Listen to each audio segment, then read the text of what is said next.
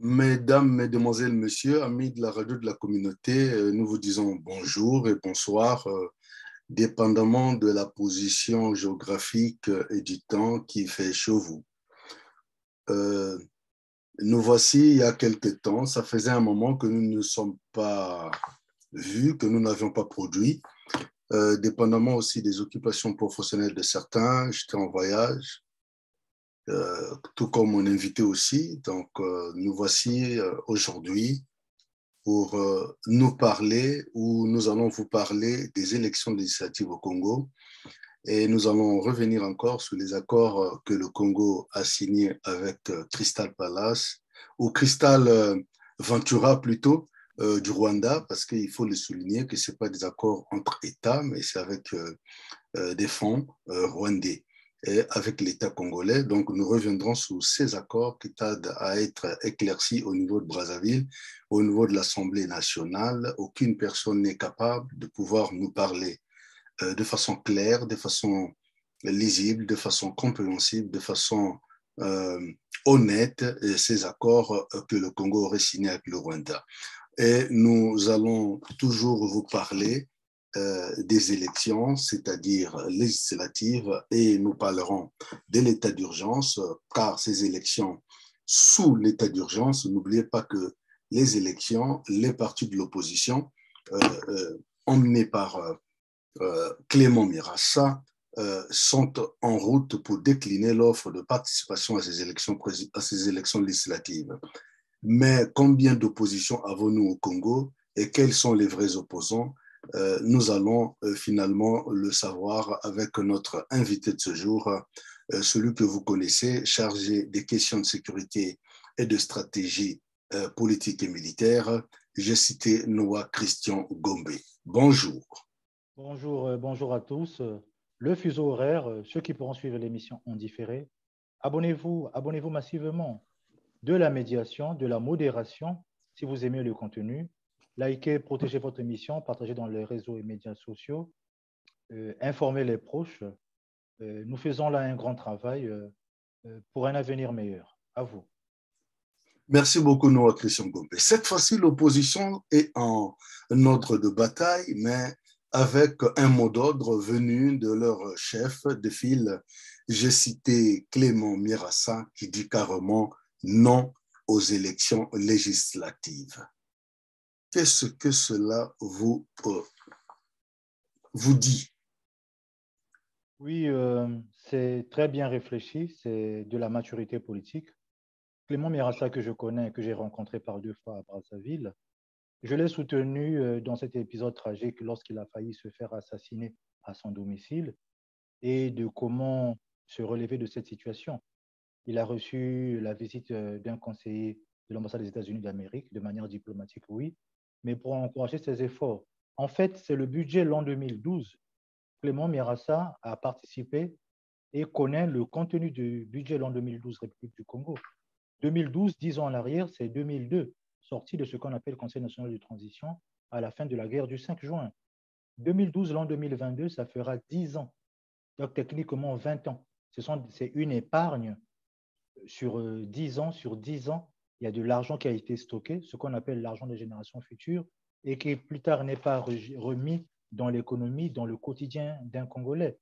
Donc s'il le dit en connaissance de cause, cette fois-ci en ordre de bataille, parce que la fois précédente, les différentes élections, donc législatives et présidentielles, il arrive que l'opposition aille en rang dispersé. Cette fois-ci, ils sont en ordre de bataille vers un seul objectif, celui de dire non simplement, de ne même pas participer à cette élection législative et qui plus tard dans cette interview, je pourrais vous expliquer pourquoi il est important de lever l'état d'urgence désormais permanent et d'aller vers cette dite élection législative pour commencer. Merci beaucoup, mais je rebondis sur ce que vous avez dit. Il connaît le budget, qui c'est le montant, mais ce serait une occasion pour lui de pouvoir finalement mener les partis de l'opposition à l'élection législative, aller aux élections pour gagner. Pourquoi finalement il boycotte cette élection? Parce que ça a quoi? Il y a quelle relation entre ce budget et le refus de participer aux élections législatives? Oui, les raisons sont profondes parce qu'il a failli payer de sa vie déjà concernant Clément Mirassa, mais il n'est pas le seul. Les bonnes idées, le caractère républicain de l'État est freiné face à une dictature militaire. La dictature militaire de Mpila qui se cache sous le sigle République du Congo. Ce n'est pas la République. Nous avons le problème de milices privées. Ce sont les miliciens, c'est une milice aujourd'hui qui porte les équipements de l'armée, forces armées congolaises. C'est dur constitutionnellement. Clément Mirassa, justement, il insiste sur le respect de l'ordre constitutionnel en s'adressant à la Cour suprême, en s'adressant même à les différentes chambres, Assemblée nationale, le Sénat, etc., de leur prouver qu'il n'y a plus d'État. Nous sommes dans une situation de non-État avec un président de la République qui est dans une incompatibilité. Déjà, on ne peut pas être président de la République en même temps d'être président exécutif d'un parti politique, fût-il le PCT. Et on l'a prouvé par A plus P plusieurs fois.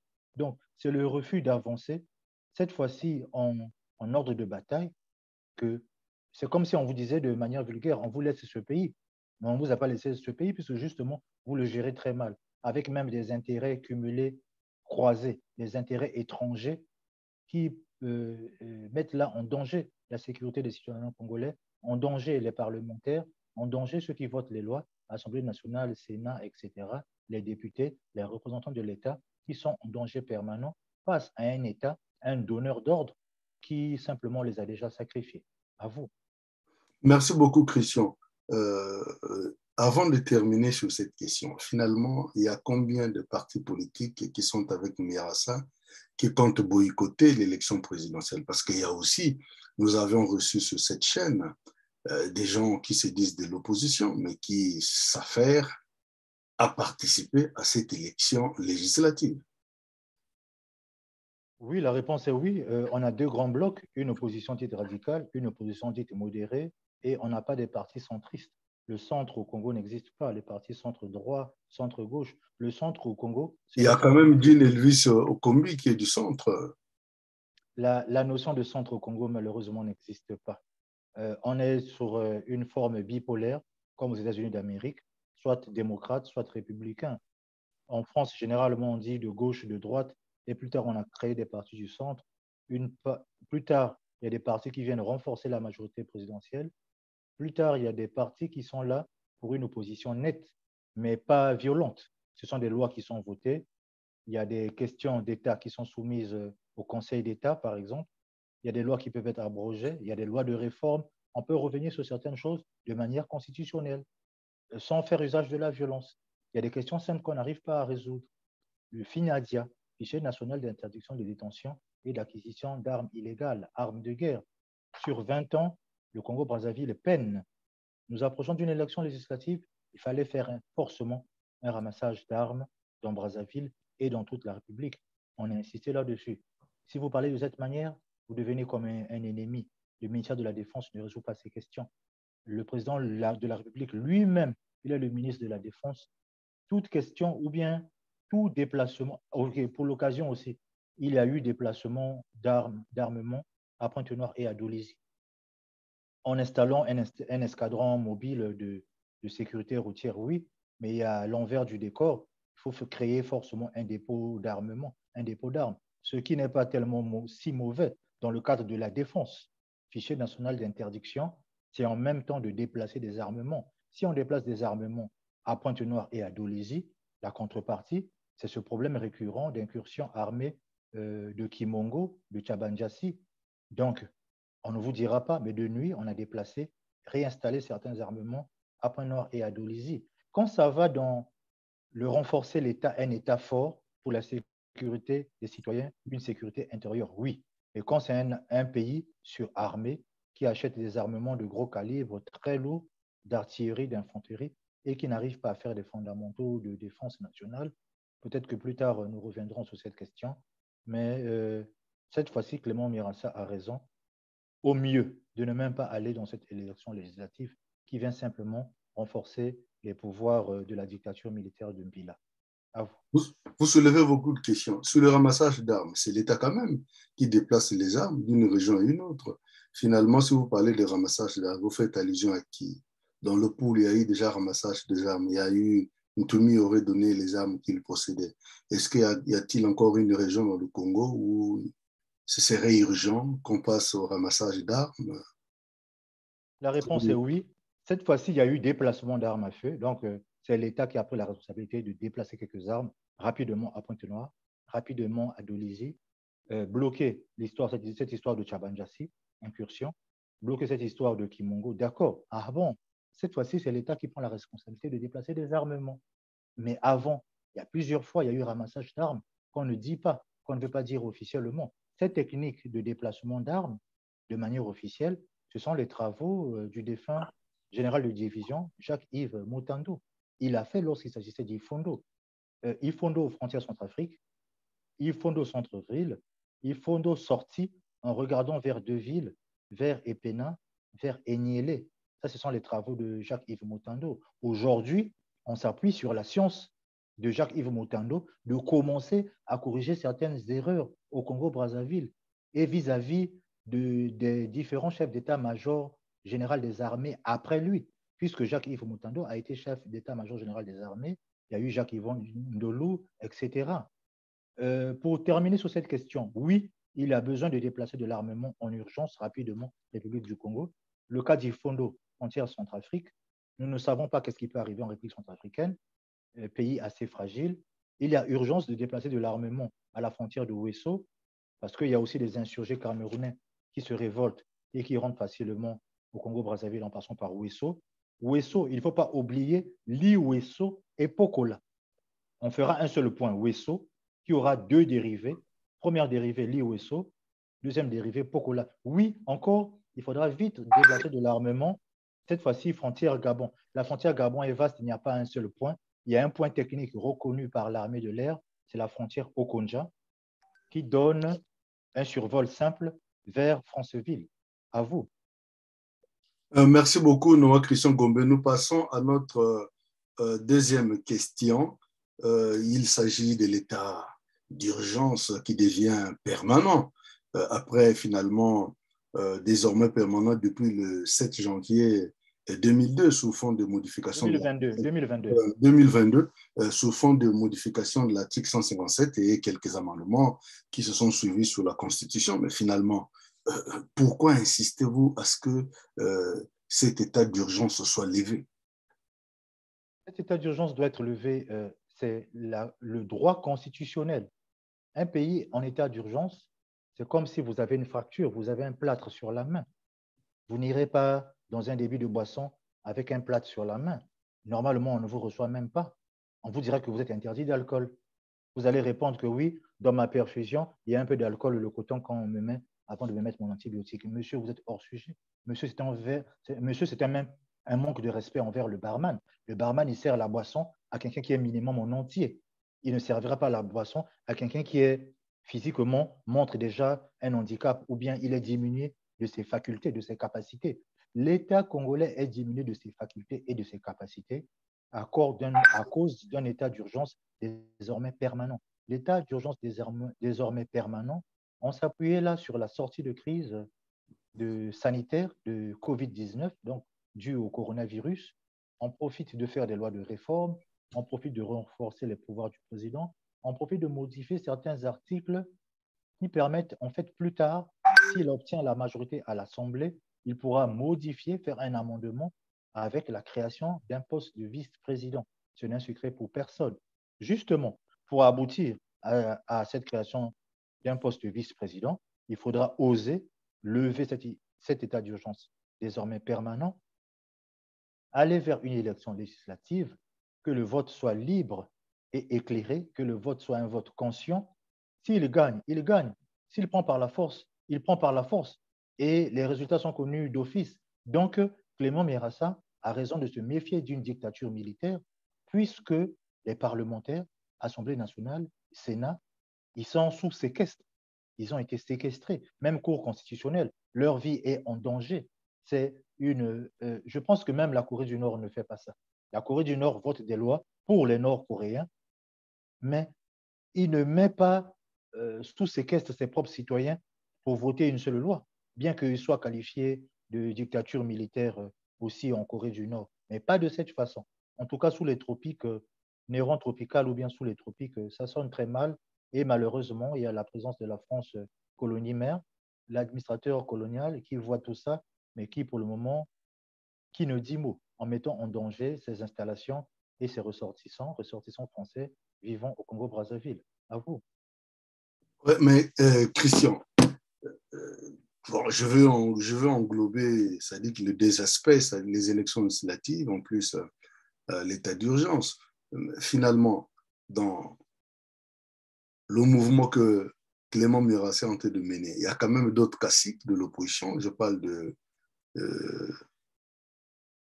l'ancien candidat à l'élection présidentielle, Mathias Nzan, qui n'est pas à négliger.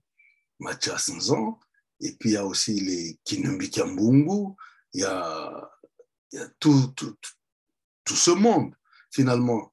Et même Madame Mounari, est-ce qu'ils sont-ils d'accord à boycotter cette élection législative qui se fait sous ce qu'on appelle cet état d'urgence? Ou bien il faut d'abord lever l'état d'urgence et puis essayer d'éclairer les Congolais sur voilà, cette transition du pouvoir qui semble se faire entre le père et le fils. Ou bien, quel est le but finalement réel que Clément Mirassa est en train de viser? Le but réel, c'est de protéger les populations humaines, les populations civiles. Même les militaires eux-mêmes sont en danger, puisque le commandement, les ordres viennent d'en haut. Pour bien comprendre, nous sommes à 21 jours.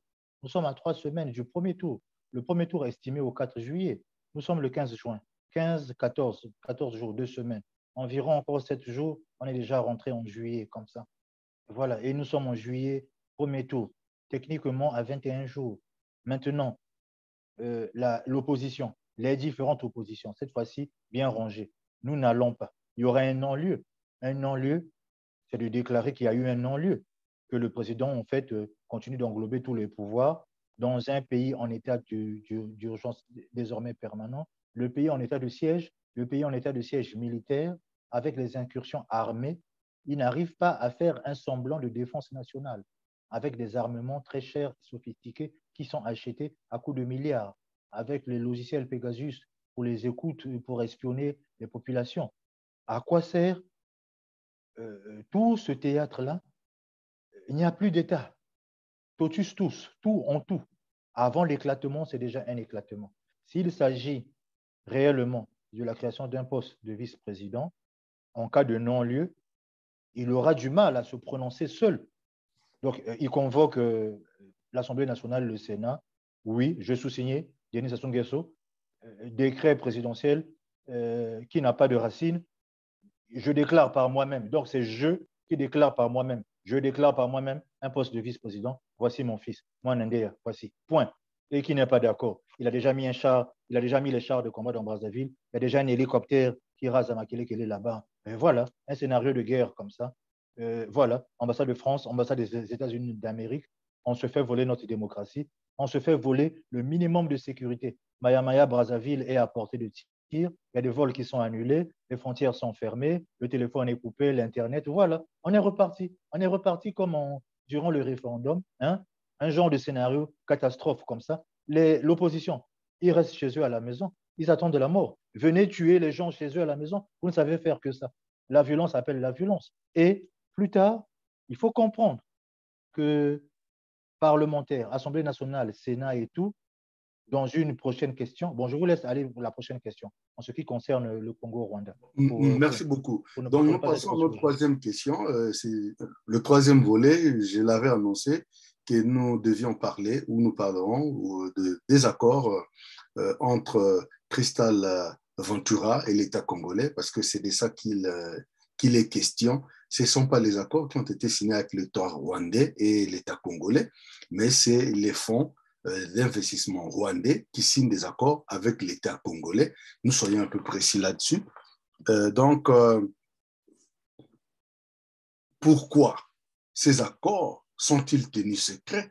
Car ni à l'Assemblée nationale, ni au Sénat, ni les sénateurs, ni les députés sont en mesure de pouvoir éclairer le peuple congolais sur la nature réelle de ces accords. Pourquoi ces accords restent-ils secrets?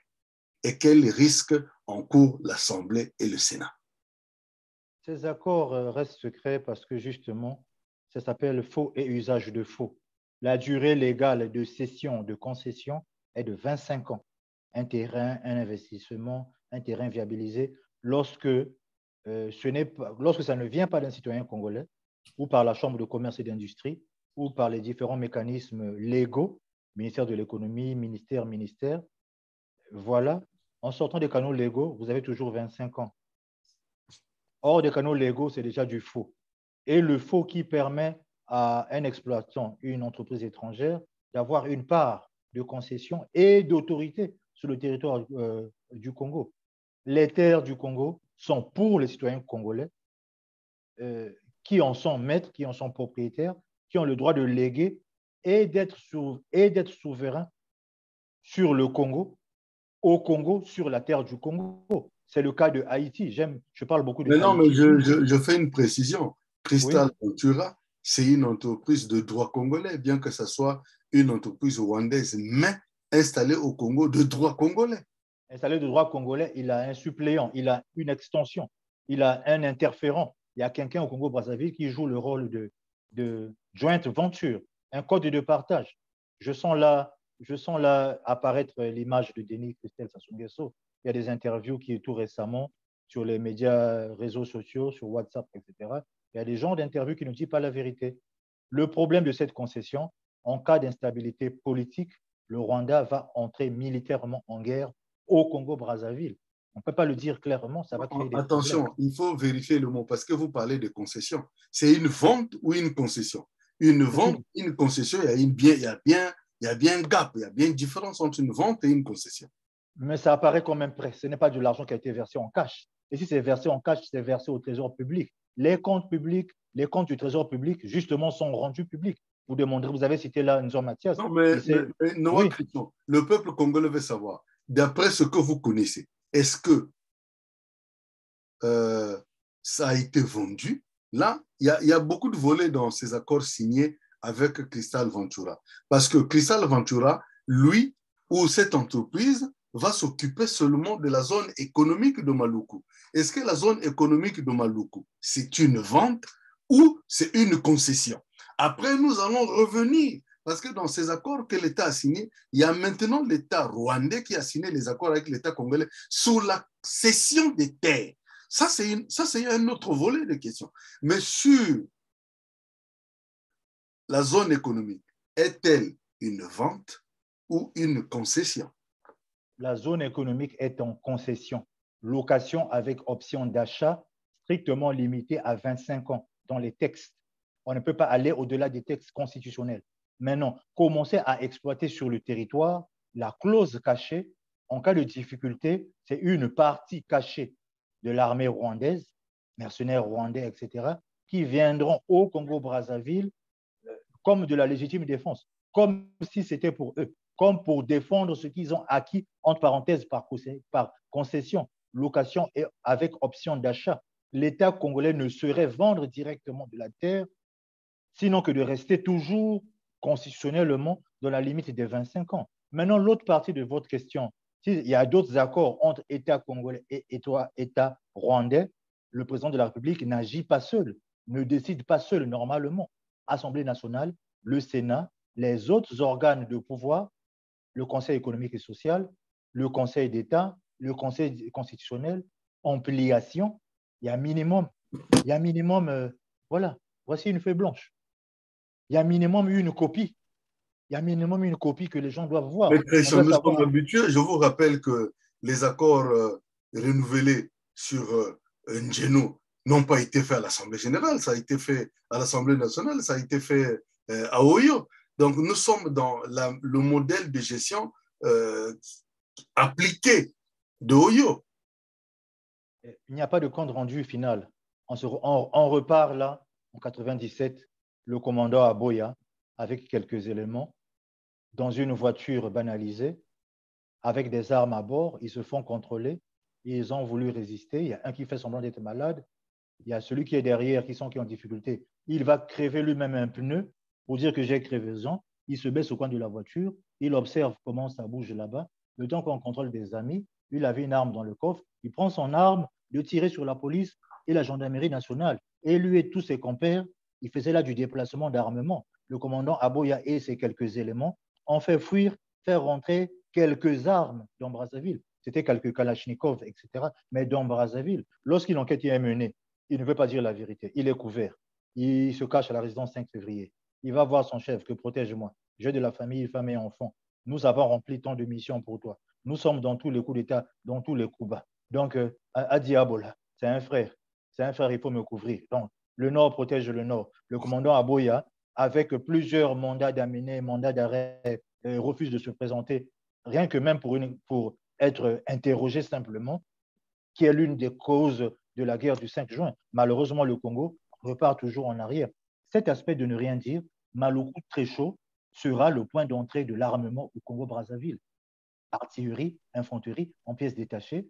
Les techniciens, ceux qui ont le droit d'accès, vont commencer à assembler armes de poing, armes d'épaule, lance-roquettes, pièces d'artillerie. Il y a le mortier. Le mortier, il est assez simple. Une Non, forme mais Christian, cylindrique. Oui, c'est pas un territoire rwandais, c'est une concession donc, qui est soumise au droit congolais. Donc, ce qui signifie que la sécurité nationale, l'ordre, la police et l'armée a le droit de vérifier, de passer au peigne fin au moment voulu, ou quand ils le veulent, à la vérification ou voilà.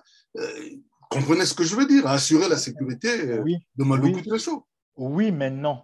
Les réfugiés qui sont renvoyés de la Grande-Bretagne, UK, donc à Londres, sont déportés vers le Rwanda, seront acheminés en cachette de nuit en passant par Mpuya. Ils sont acheminés de nuit, on leur fait traverser de nuit à Mpuya. Mpuya, ils rentrent dans les véhicules Toyota Land Cruiser, Hilux, etc., Toyota Yaris, Toyota Coaster. Ils sont emmenés secrètement votre vie contre les travaux d'intérêt généraux. Tant que vous travaillez, on vous garantit minimum de rester en vie. Une forme de travail forcé, une forme d'Allemagne nazie, là où IT, l'intérêt général, le travail qui n'est pas déclaré. On prend des travailleurs qui seront des forcenés pour assembler des armes dans les Maluku très chauds. La contrepartie, on vous laisse votre vie sauve. Et en cas de problème, vous servez de chair à canon. Entre défendre là où je travaille, j'ai un bout de pain, ou bien je réussis à fuir Maluku très chaud, je me joins à la population congolaise contre la dictature. Je pense que pour avoir été nourri, pour avoir été gavé, ils prendront le soin d'appuyer Maluku très chaud. C'est eux, les travailleurs forcés, la première ligne de défense pour tuer les citoyens congolais en cas de conflit, en cas de problème. Voici. Merci beaucoup parce que sur cette question, je venais de suivre un reportage, c'est-à-dire que de l'autre côté, en RDC, nous sommes accusés de complicité pour la déstabilisation de la RDC en signant des accords avec Kagame. Est-ce que ça vous dit quelque chose? Oui, pendant qu'il y a Ils un ont médiateur. raison de penser comme Oui, ça. Ont-ils raison de penser comme ça? oui, il y a un médiateur, Jao Lorenzo. Il y a le problème de l'île Mbamou. L'île Mbamou appartient à la RDC. Elle a été perdue par Mobutu. Aussitôt, elle a été rattrapée par Congo-Brazzaville. On fait un code de partage, on met des lignes imaginaires. La navigation sur le fleuve Congo, elle est de 7 minutes. Bon, environ 5 minutes, bon, maximum 7 minutes. Vous traversez ces quelques kilomètres-là. Je peux être même large, je peux dire jusqu'à 15 minutes. En un quart d'heure, vous traversez Brazzaville vers Kinshasa officiellement. Mais il y a des zones qu'il y a moins de 15 minutes. Il y a la Likwala aux herbes, il y a l'Engabé, il y a Mbé, chez le roi Makoko. Mbé, c'est la partie terrestre. Mais il y a des bassins versants, il y a des petites îles en remontant vers l'Ubongi, Ubongi-Chari. Ubongi, c'est trop loin, c'est le point géographique. Mais à partir de Mpuya, à partir de Ngabé, en se rapprochant du fleuve Congo, il y a des différents points d'attache. La RDC a raison de se méfier. Techniquement, ils viennent de cartographier minimum 10 points d'attache. La cartographie n'est pas impossible. Ils ont fait comment? Ils vont à l'ancienne base, à la base de Njili, Njili, ancien aéroport. Njili, ancien aéroport. Il se connecte, il va cliquer, on lui donne des points, il va faire une dizaine de points d'attache, il va signer, c'est le courrier diplomatique. Il y a l'aviation civile, partie cartographie. Il y a l'autorité navale et fluviale, leur régie, partie cartographie. Et le document officiel monte au niveau des affaires étrangères. Les affaires étrangères rend compte à Félix Tshisekedi. Félix, c'est aussi Tshisekedi, il met dans ses documents, il peut soumettre à João Lourenço en tant que médiateur. Voici, j'ai raison de me méfier. La cartographie me couvre une dizaine de points d'attache sensibles. À n'importe quelle heure, je me fais envahir. L'armement de Kinshasa est contrôlé. Leur finadia est contrôlé. Le Congo-Kinshasa ne déploie pas des armements loin et n'importe comment. Son territoire est vaste. Il fait des points fixes. Le camp Tchachi, le camp Tchacho, comme on dit, les Kingasani, les Selembao, les Mbinza Pigeon, les Kitambo Magasin, la prison, il y a Ndolo, il y a la prison de Makala, l'aéroport de Njili lui-même sert en même temps de base militaire, etc. L'ancien aéroport Njili de Ndolo, avec la base navale, avec la base de formation des métiers de l'aviation civile, c'est ce point-là, à partir duquel on réussit à faire une cartographie assez simple, une dizaine de points sensibles. Le Congo-Brazzaville vous envoie les cobras, malheureusement. Il commence par violer les femmes avant de faire la mission pour laquelle on l'a envoyé, malheureusement. Voilà.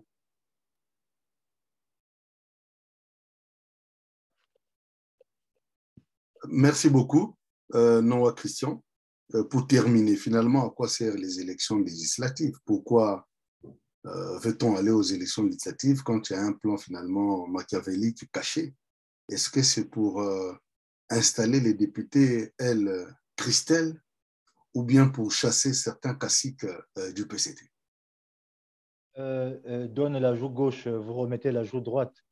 Je vais censurer un peu puisque le Sénat de Pierre Ngolo et Denis Christelle Nguesso ne parlent pas le même langage aujourd'hui. Constitutionnellement, le chef de l'État étant absent ou bien empêché, ou bien le chef de l'État n'est plus, le président du Sénat, le président de l'Assemblée nationale, là, Pierre Ngolo, va conduire une forme de transition jusqu'à proclamer une nouvelle élection. C'est le scénario cauchemar de Denis Christelle Sassou Nguesso qui refuse de se conformer à l'ordre constitutionnel. Les oppositions réunies demandent le respect de l'ordre constitutionnel.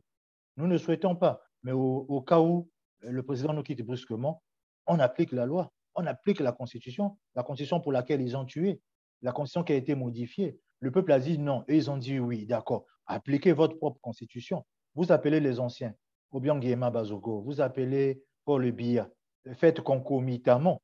Si chacun de nos doyens d'Afrique centrale et Idriss Déby Itno qui nous a précédés brusquement, faut-il attendre la France à chaque fois de venir faire des cérémonies d'installation, de réinstallation, ou bien on est assez mûr avec une constitution, la loi fondamentale, même si ce n'est pas bien, c'est la loi fondamentale sur laquelle normalement le peuple s'appuie.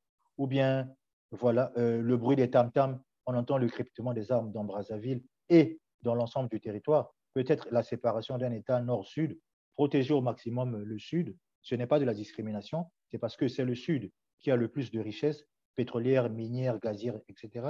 Un État nord moins peuplé, pour dire la vérité, pas de recensement administratif, pas de ramassage des armes, le problème de Maluku très chaud, le problème des incursions Tchabandjassi et de Kimongo, la défense nationale faible avec des armements très forts. Pour la première fois, l'État déplace un peu d'armement de renforcer Pointe-Noire et Dolisie. Ah bon, félicitations. Mais 1, 2, 3, 4, 5, 6, une dizaine de points qui ne sont pas résolus, des ministres qui sont payés à 15 millions de francs CFA, les 25 000 euros, plus que le salaire du Premier ministre canadien, plus que le salaire de certains députés européens pour ne rien faire. Les populations sont livrées à elles-mêmes. Plus La que le France, salaire du Premier ministre suédois. La France crée une opération militaire, Pélican, Turquoise, etc. Un cargo militaire français de prendre les ressortissants de l'ambassade, les ressortissants français et les diplomates français sont évacués de Brazzaville. Le crépitement des armes a fait dans Brazzaville. La somalisation du Congo-Brazzaville, on est reparti dans une guerre civile, une guerre des clans, une guerre de succession. La guerre entre Denis Christian Sassou Nguesso, Jean-Dominique Okemba, qui n'est pas finie. Le président de la République qui aura un peu du mal à prononcer officiellement la création simplement d'un poste de vice-président. Au cas où lui n'est plus, c'est le vice-président qui sera supérieur à l'Assemblée nationale et au Sénat en épargnant les vies humaines. C'est son pays, une monarchie totalitaire, une dictature militaire sous forme de monarchie totalitaire, là où c'est Denis Sassou Nguesso qui a le mot d'ordre. C'est lui qui dicte faire et ne pas faire. Au Congo, il a un droit de vie et de mort. Au moins, il épargne la vie humaine il épargne certaines populations humaines, beaucoup de gens qui ne sont même pas mêlés, qui ne sont même pas concernés par la politique. Je vous remercie. Merci beaucoup, Noah Christian Gombe. Nous avions balayé durant cette émission les questions des élections législatives au Congo-Brazzaville qui s'annoncent dans quelques semaines. Et nous avions parlé des accords que Cristal Ventura, une entreprise au droit d'abord rwandais, qui a gagné ou acheté ou qui a reçu une concession de la zone économique de Maluku et les accords que l'État rwandais et l'État congolais ont signés pour la concession des terres au niveau du Congo qui reste encore secret. Et donc, les députés et les sénateurs ont du mal à connaître les contours car restent secrets et seuls les initiés du pouvoir de Oyo ont accès à ces accords et peuvent nous en parler. Mais ces experts ne courent pas la rue et on ne peut les retrouver pour que le peuple congolais soit éclairé sur les tenants et les aboutissants sur ces accords pour qu'ils soient du moins informés de ce qui leur attend et de supporter la présence finalement des techniciens rwandais qui se déploieront sûrement dans toute l'étendue du territoire national. Car il n'y a pas une seule partie ou une seule région où ils vont concéder des terres. Finalement, ceci se fera un peu partout, du nord au sud. Donc, il prendra quelques bouts de terre un peu partout pour pouvoir additionner les 1200 hectares ou les 1200 12 000 km² carrés qu'ils ont concédés au niveau du Rwanda pour venir nous apprendre à planter les haricots et du maïs, car nous ne connaissons pas jusqu'alors comment planter du maïs et les haricots. Et pendant ce temps, nous avions vu des agriculteurs congolais très habiles, très en forme, où leur production est en train de pourrir dans des gares de Madingonkaï, un peu partout dans le pool. Et l'État congolais ne prend pas des engagements pour pouvoir finalement baisser les prix de péage pour que les grandes villes, pendant cette zone où les denrées alimentaires coûtent cher, de pouvoir diminuer le prix finalement, comme je le disais, sur les péages afin que le peuple congolais ou le marché de Brazzaville et de Pointe-Noire soient inondés par des produits agricoles venus de l'intérieur du pays. Nous en sommes très tristes. Merci beaucoup, nous, à Christian Gombe, d'avoir été avec nous. Ici, à la radio de la communauté, nous vous donnons l'information de la première classe. Nous nous retrouvons avec nous, à Christian Gombe, dans quelques jours pour parler finalement des questions internationales avec le Mali qui brûle et finalement qui soit le Mali qui est finalement encerclé par les forces françaises, il faut le dire comme ça, car c'est de ça qu'il est question et nous allons voir finalement les opportunités que le Mali a pour pouvoir se défaire des griffes de la MINUSMA et de Takuba. À très bientôt, mes amis de la radio de la communauté.